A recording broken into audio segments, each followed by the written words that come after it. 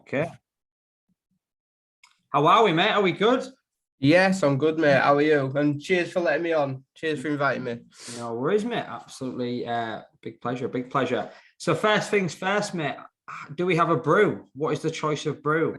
A brew. We have Oh, there we go. obviously, That. obviously we're not going to talk about what's on the brew right now.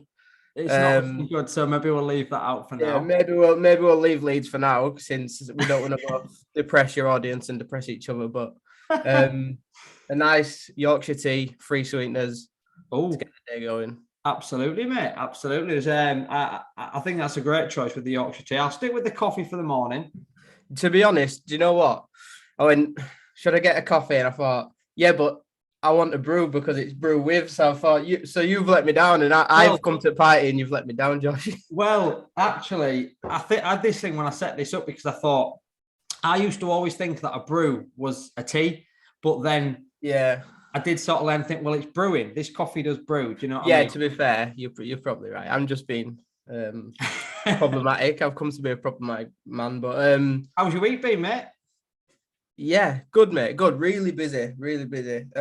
Obviously, if people don't know, we speak quite regularly on multiple forms, WhatsApp and Instagram and stuff. And with the end of year, second year of uni at the minute that we're doing, it's been busy.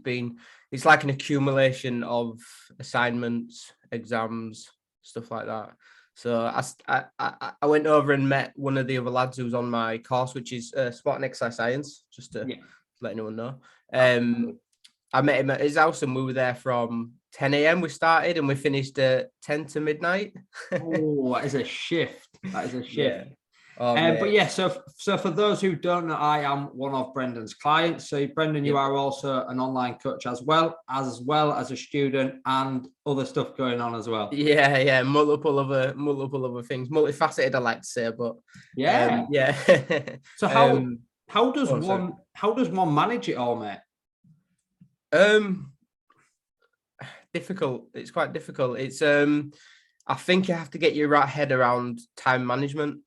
Being a good time manager. If you're not good with your time, managing your time well, and then don't get me wrong, you might even get the same outcome as in the work done, but the amount of stress that's going to come with that because you're not managing your time well is like paying £50,000 for a car when you could pay £10,000. It just don't make sense. It's just manage your time well, and you'll get through the same amount of work with so much less stress.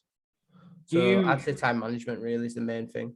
Do you have anything sort of in place into which, like, I know you've got obviously big bouts of sort of revision and things. Is there any sort of, what sort of particular times of the day would you see yourself more productive?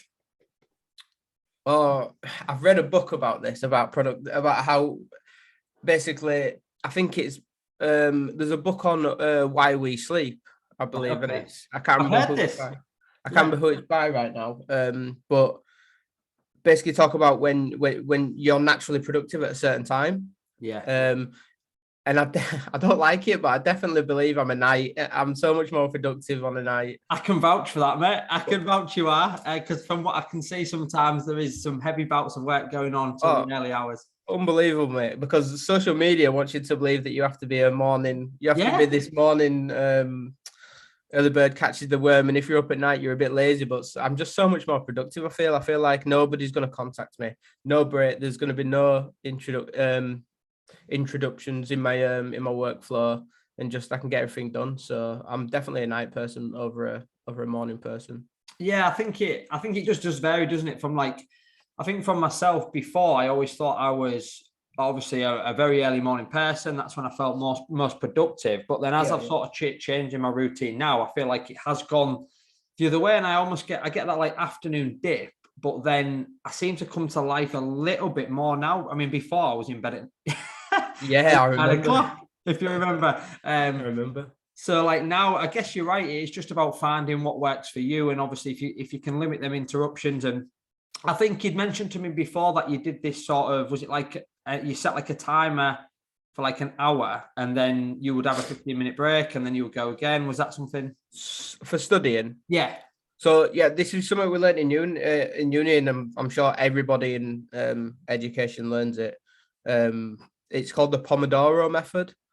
As with everything, the guy who made it must have been someone Pomodoro or something like that. But basically, it's a method that works with me definitely, and it's a 25-minute timer, or you can set it to whatever time. But I find 25-minute works really well with me, and then you have 4 little breaks, and then you get a big break. So 5-minute small break every 25 minutes, and then it gives you like a 20-minute break every 4 times. So you kind of look forward to that little break, and you kind of make a deal with yourself. Work hard in these 25 minutes, and you can do what you want for 5 minutes. It works well with me.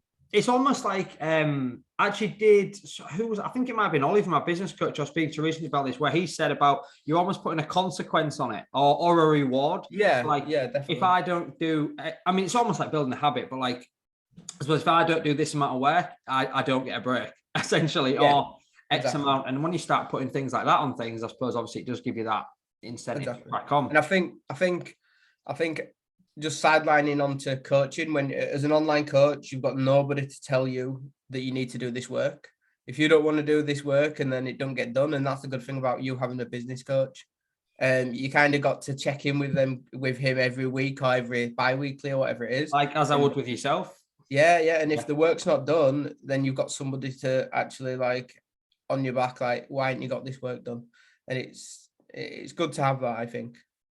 100%, mate. I mean, we know the power of accountability. I mean, we know as coaches that obviously when you invest in yourself, you are more likely to adhere to the plan, aren't you, at the end of the day? Yeah, 100%. And yeah, it really does come down to having somebody to check in with. You know, you don't want to be the one to turn up there on a weekly or a fortnightly basis and sort of say, well, you don't want to be the one out of the group to hold your hand up and say, 100%. I haven't done the work. And he's going to be like, why? And you haven't, you just got nothing. Yeah, it's the power of the crowd, isn't it? You don't want to be the one. Yeah, be the one that's like, oh, I'm not pulling my weight. I'm not doing as well as everybody else. So exactly. It comes down to how much work you want to put into it, innit? Well, and again, there, like when you brushed up on like social media and about how like we are led to believe that you have to get up at 5. You have to. I mean, I've done the cold showers. Like I did them in lockdown. 100%. I've done them all. You know, I've done the showers. I think I might even have tried the bath at some point, but I think there is a few studies out there to show that like submerging yourself in cold water therapy is good for not just sort of like muscular, but also the mental aspects of it as well. What I've read on this is when I've looked at it, because I've done the cold showers, and basically, so I did. Obviously, when you research something yourself, you can either find a systematic review that gets all the studies together and tells you the synopsis of what them studies entail, or you can kind of do your own systematic review. And I kind of just did my own. I collected loads of studies together, and what I came out with is it's better for the mental health more than the physical. Yes, it's a form of because you have to get your breathing regulated. It kind of forces you to almost be in a meditative state when you're in a cold shower. I think I might sit in a warm room and cross my legs and meditate, to be fair, than get in a cold shower. But I think it's an easy way to get into that mindset of meditation. If you don't know, if your mind is running all the time, a cold shower will definitely stop your mind running. 100%. I think we've spoke about this before, where like if you're struggling to gather presence as well, and I think like you cannot be any more present than in a cold shower for 45 seconds. Like it's you and the water in it. Like you don't think of anything else other than this is cold. But then I suppose you've got that sense, like before you're heading in, you're thinking about the outcome, aren't you? Thinking you're not doing it because you may enjoy the cold shower, but like how you're going to feel after it is what we're doing it for, isn't it? I guess. Do you know it's very stoic. A cold shower is very stoic. Yes. So you're foregoing pleasure currently for future benefit. Yeah.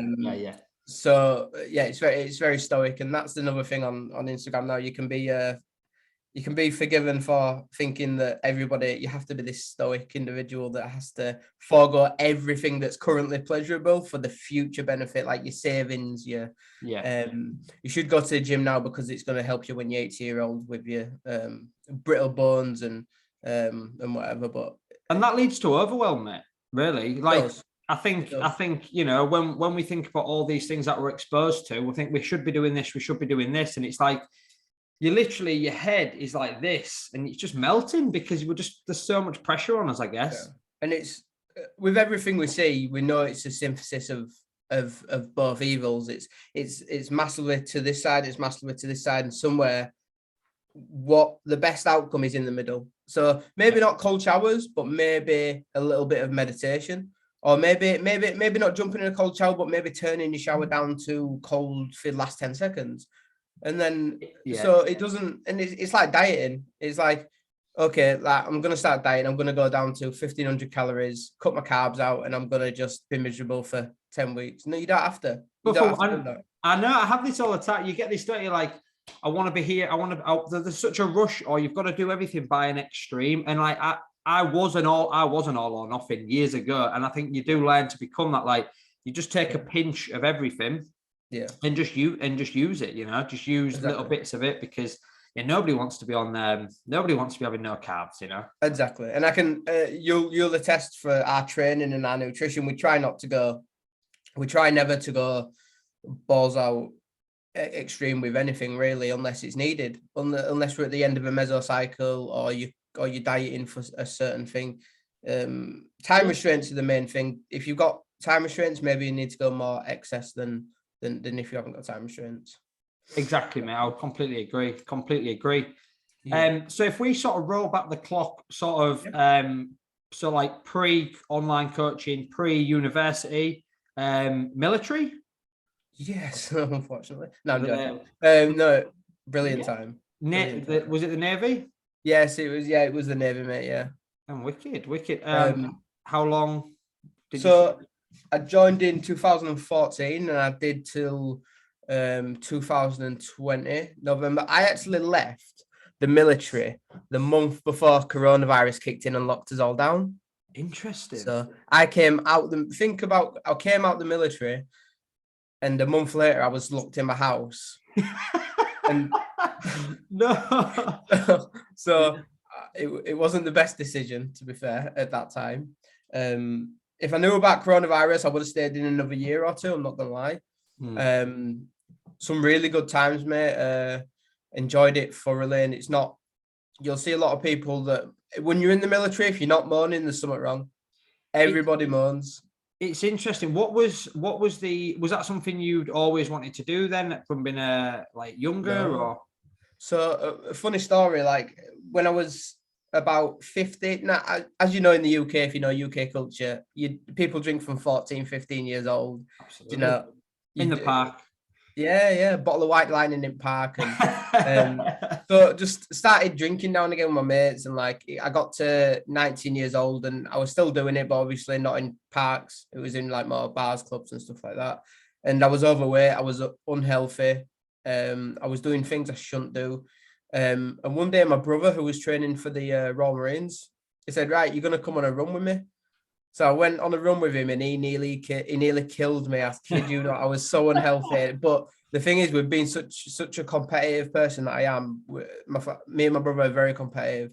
I did the whole run, and it must have been about 3.5 miles, but he was doing it for time because he was training for Marines. I did it in less time than him, more time than him, obviously, but I was ill for about 3 days, throwing up. I was white, pale white. But weirdly, after that, I thought I enjoyed that. I felt the endorphins for the first time doing exercise, and I thought, you know what, I like this. I started running daily, every morning up at 6:30 a.m, going for a run, got fit. And then I started going to gym, and I seen a change in my body after a month or so, and I really liked it. So that kind of like every young lad, you kind of get more, you get noticed more by girls and stuff like that, and that's what really hooks you when you're a young lad. I think I completely understand. I completely kind of understand where you're coming from with the whole aspect of where we started. It is that whole boozing culture. It ends up on the parks, into the pubs, and then you do realize, but the fact that it took that to do that, and then you carried it on, like that's immense, mate. And then that sort of spark the thought into getting 100%. Yeah, 100%. I wanted to everything to do with being fit. So I was running, I was lifting, I was I was doing calisthenics stuff. I was doing everything. I was massively overtraining myself. If I knew what I know now about sports science, kind of the perimeters I know now, then I wouldn't do what I did. But I wanted to be the fittest person.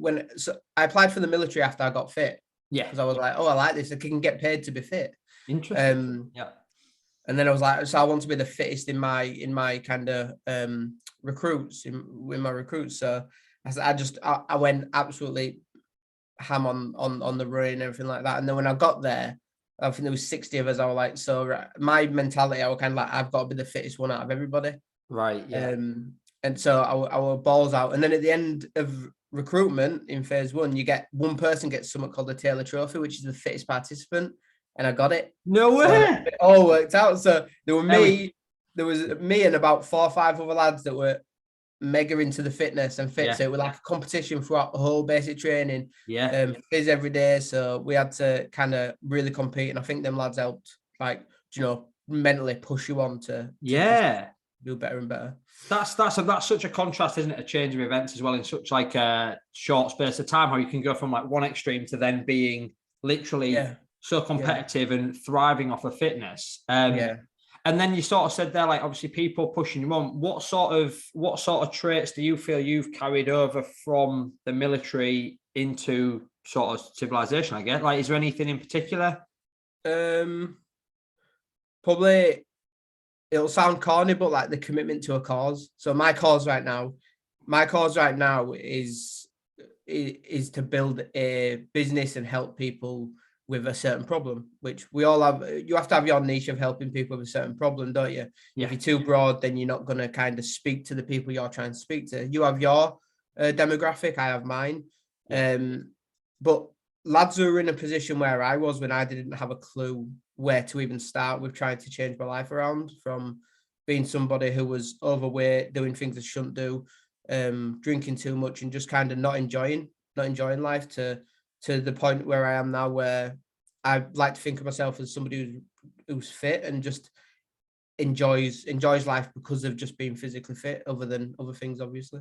100%, mate. 100%. I think that's not a corny thing to say. I think that, having that commitment mindset to carry over, and you can apply that to other things in life as well. It's fantastic, mate. And I think, like you said about the demographic there, you're completely right. When you're specific about a task, whether it be just anything in life, if you want to get, instead of spreading yourself so far, if you can be a bit more specific about it, the quality of the work is going to be better, isn't it?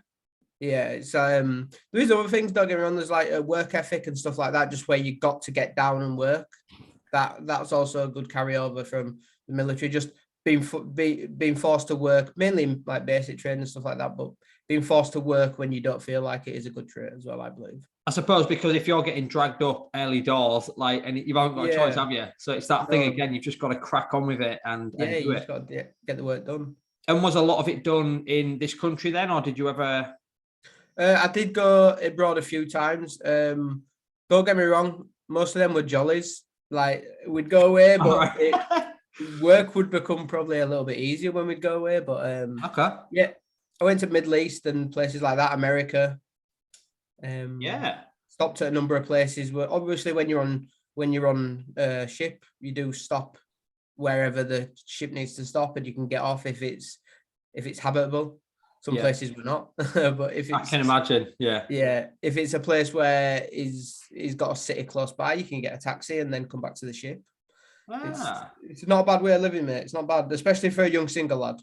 I was going to say an interesting fact, actually, when I come back from traveling, and I was sort of humming and ahhing a little bit about, when you've got no real sense of direction, and I actually applied, and I applied to be I think it was a weapon engineer. I applied to be. And then I spoke to one of my friends, Ben Colacabmore, shout out Ben, and we went through it in depth on the phone, and he gave me because he'd done it, he'd come out, and then he sort of gave me a bit of an insight as to what it was, and then I think I really realised perhaps it wasn't really what I wanted to do, and I was maybe just doing it for the wrong reasons, which I think the title maybe of being in the military. I think I was lost, mate. I was lost, and then I think once I found, obviously, what I wanted to do in life, which is where I am now, which, like we've said before, is the bread and butter for me, is helping people essentially starting them from here and helping them get to where they want to be. And I think it was just been lost. But what was it you was in then? As was it? I was a survival equipment engineer. Right. I say it with quotation, because a lot of things in the military, they call you an engineer, but you're not really an engineer. So I was in charge of the survival equipment on aircraft. So when an aircraft goes down and they have to eject, the ejection seat and the parachutes and stuff like that they have to use to survive when they land, the survival equipment. So basically the patch with rations and everything in it, all that stuff. Helmet that they use for communication, everything like that. Just basically maintaining all their survival equipment. So if stuff goes wrong, and then they've got the equipment to survive. That's cool, mate. To be fair, that's like a good one for the grandkids, you know? Yeah. There was two sides to the job, mate. There was the engineering side where you maintain all the kit, and there was something called SEER, which is survive, evade, resist, extract. You can tell I've been in for like 2 years. So yeah, survive, evade, resist, extract, which is basically a side of the job where you can choose to work teaching people how to survive in different conditions. Right. Okay. Interesting. Yeah, I've got one of my best mates from military still in, Joe, and he's done it for like 4 years, and he does a lot of taking units out into hostile conditions and teaching them how to survive and stuff. So I could have gone on to that, which sounded interesting. Yeah.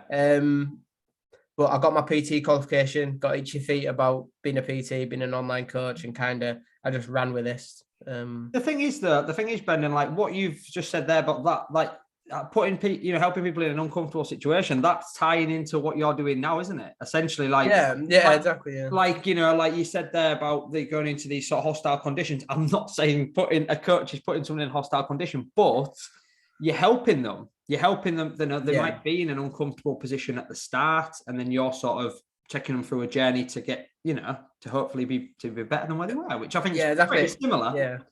It is, yeah.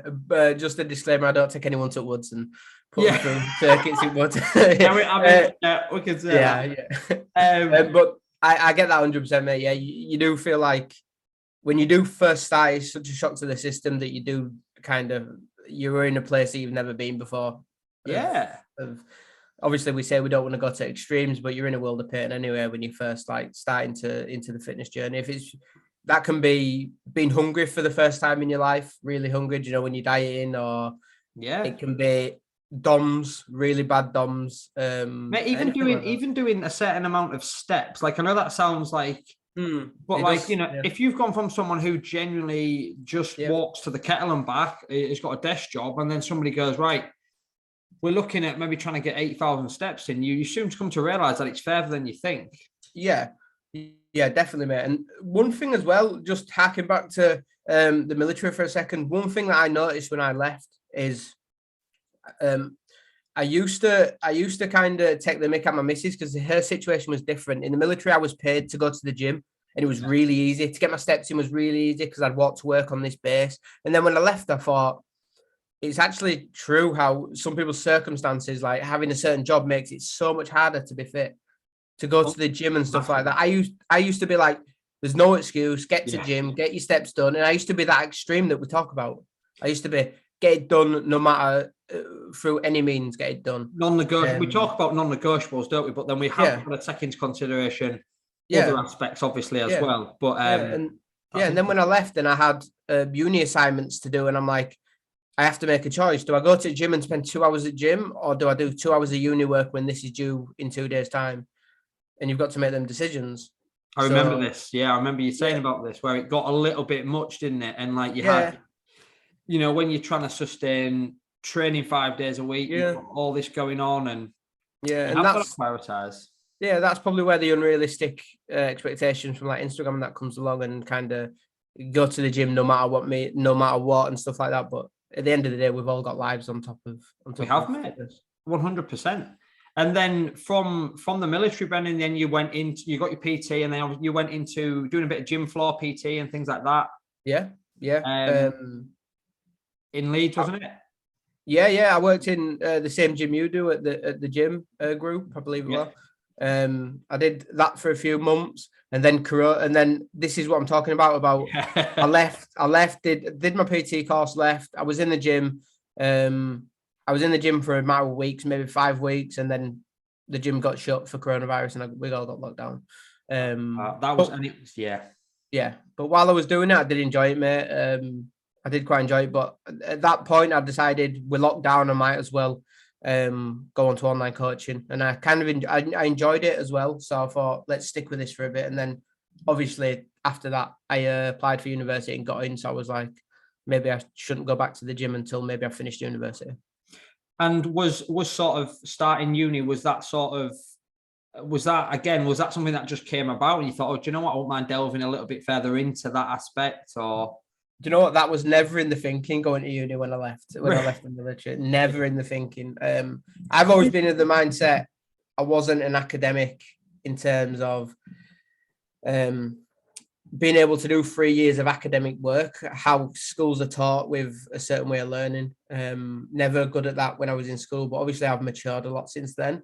And I can kind of get my head down now. And I applied for it on the off. I think my missus were like, one day she came in, she was like, why don't you do something a bit more advanced than, no offense to any PTs, like, no offense to you, George. Like, she's like, why don't you do something a bit more advanced than just a PT? And I was like, get some specialist in a certain field, yeah, isn't it? Exactly.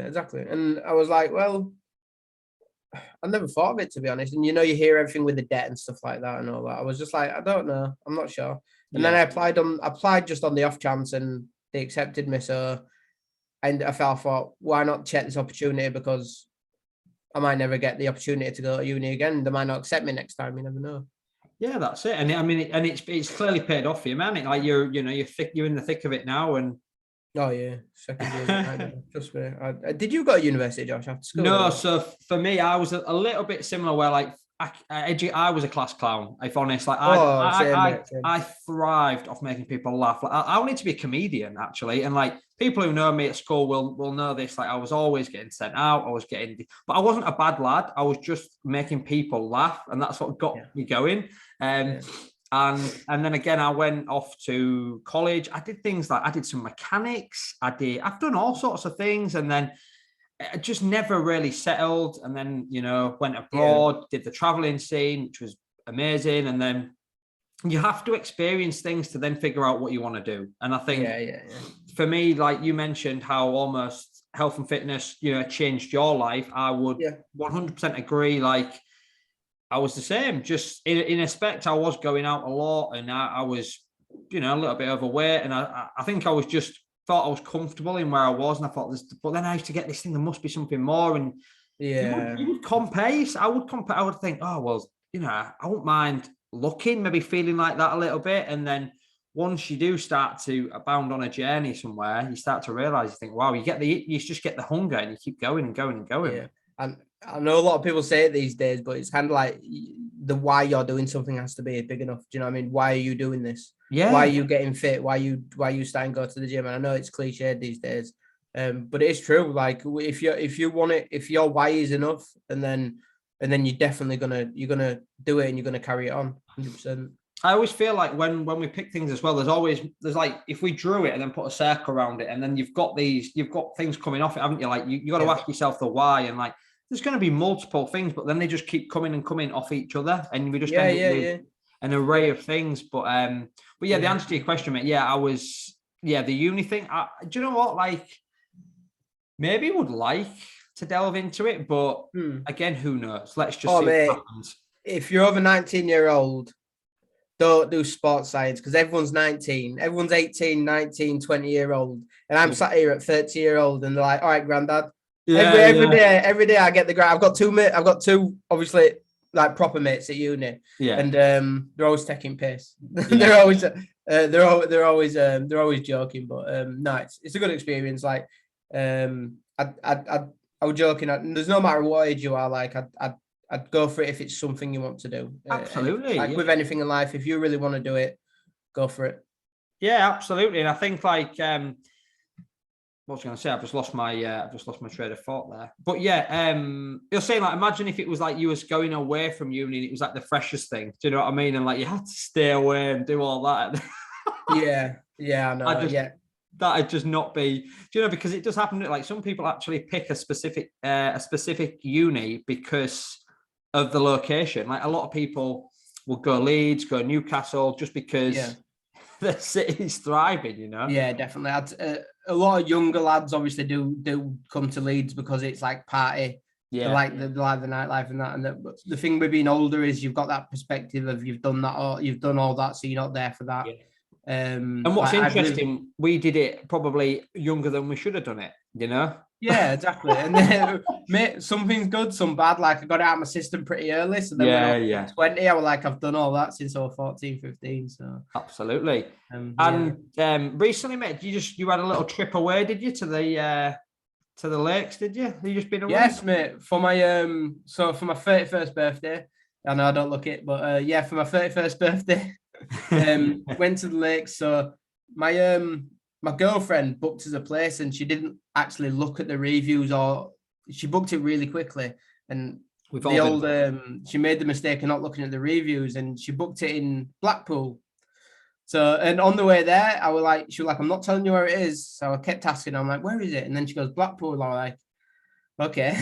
Yeah. I wanted a relaxing weekend away. Yeah. Not being ungrateful, but like, I hope this is relaxing. Like, we got there and she looked at the hotel and she was like, I didn't know I'd booked this.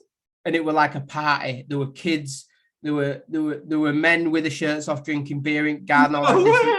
She was like, oh, this ain't relaxing. This ain't what I booked. This ain't what I thought I booked. So the money she'd spent on the hotel, we didn't even go in the hotel.